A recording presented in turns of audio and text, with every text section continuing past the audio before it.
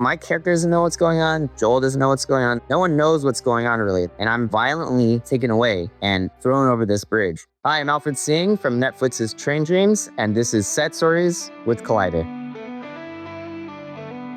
The story that sticks out to me is I find out, like shooting schedules are the way they are, and we end up shooting out of order, at least as far as my involvement in the days that they needed me. So yeah, I show up, I have a scene that's just directly me and Joel Edgerton, and it is kind of like a very, very powerful scene in the movie. It's a very, very emotional scene. It's after a climactic arc in what's happened in his character's life. And as an actor, as a human being, when we all like a little warm up, but I just felt like I went from 0 to 100, went on set.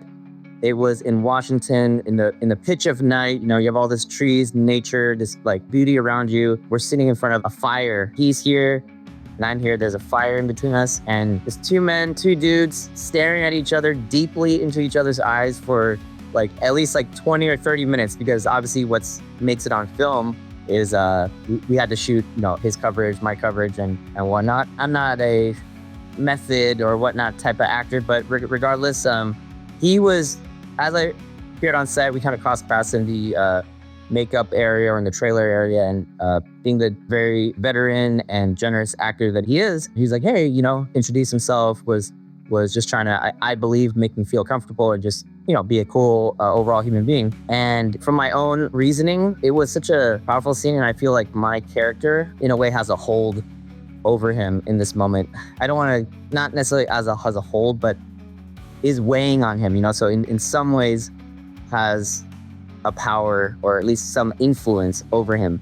And so I just wanted to keep our slate clean. I didn't want him to get to know Alfred Hsing, the goofy guy doing jokes on set, or just like, hey, yeah, I love my morning matcha. I just didn't want any of that influence. I wanted this hollow shell, that's just staring him down essentially, and him really feeling helpless. He is an amazing actor, but regardless, just from the acting perspective, I didn't want to have any other pollution of, me and him making jokes and whatnot at that juncture. And so after that, we got through the scene. It was amazing. And then I felt like he just thought I'm just this quiet, solemn guy that was he's like, hey, I'm Joel. Nice to meet you. And I was like, cool. And I even went over to the director and I was like, hey, I'm not trying to be ignoring him, but I'm just doing this because I feel this is right for this moment and for our dynamic in this moment. And he's like, oh, and something was amazing. He's like, oh, I totally get you.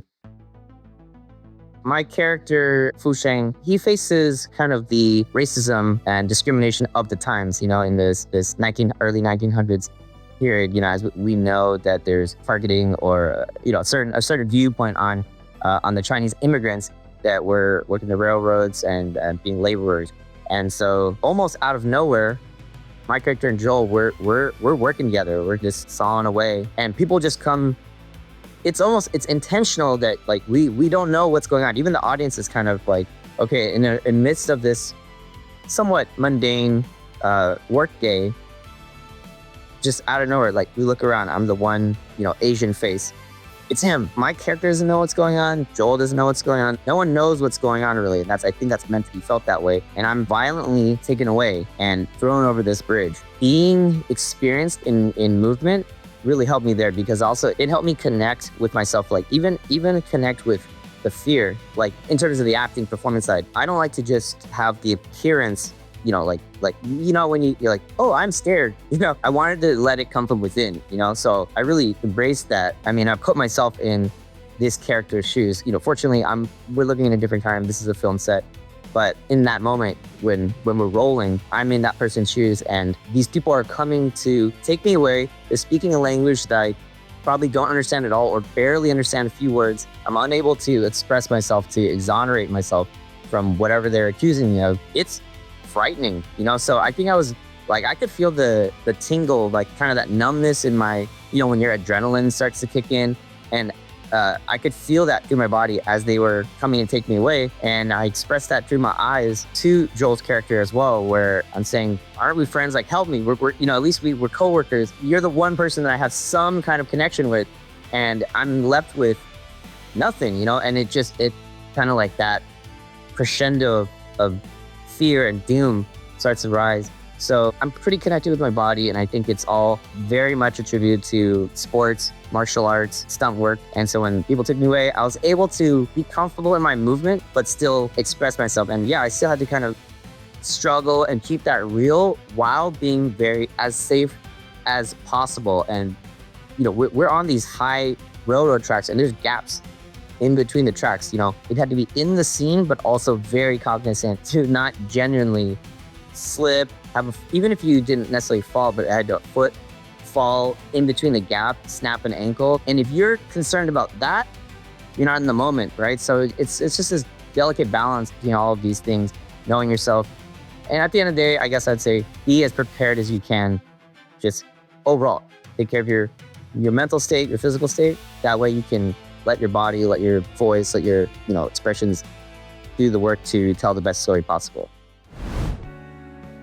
The team was so bold and powerful. Like, I don't know how this film is going to come across to others, but there was this indie spirit to it where our DP, Adolfo, when we were shooting, at least, again, only the limited days that I was there, I'm sure they had their powwow with director and DP, and they came in, boom, they got a certain, sizing. Like, they shot maybe like either a close-up or a medium or whatever it was. They chose their shot and shoot it. Maybe it was on, on handheld or something. They'd get their shot, and then they'd get the other side. And then, boom, let's move on. And to me, that's very bold. Because if you understand filmmaking, you're there. You have the whole set. You have the crew of, whatever, 50, hundreds of people just all setting up this scene. And you're not trying to get any backup shots, you know what I mean? Like safety shots. Let's get a wide. Let's get this master. Let's get, wide, medium, close up. It felt like they knew what they wanted. If you miss something that you need, you might have to get a pickup shot. You might have to cut around it. But they were very economical, at least, again, when I was there, with the shots they wanted. And I feel like when you know what you want, or at least you feel like this is right, that shows in the end result because the film is shot beautifully. But also, they knew what they wanted to tell and how it felt and didn't have to second guess and maybe didn't have to get it reorganized in the editing room. So how precise they were with shooting, I thought that was incredible, I don't think there was anything in terms of for the craft of performance. I like to try to start off the day with starting in the right mindset and, getting, if I can, just getting some fresh air. I'm a tea drinker, so if I can, I like to get a cup of green tea. I think I always was able to have that even on set, like, oh, if you need anything, I was like, okay, the one thing I do want is just a nice hot cup of green tea, because I think tea for me, has a little caffeine for that boost, but it also has some calming qualities. And like the hot tea also, I think in any world of kind of like this traditional Chinese medicine world, like the warmth of it, it's like, I think it's good for your body, not to go too deep into that. So yeah, like a cup of hot tea. Doesn't matter the weather. Like I prefer a hot cup of tea. I'll sell my iced, matchas here and there. I think that the mind and the body are connected. Even in acting class, they teach actors to be aware of their bodies, just like your warm-ups, like you need to feel your body. You need to know when to be very like rooted and strong, and all of that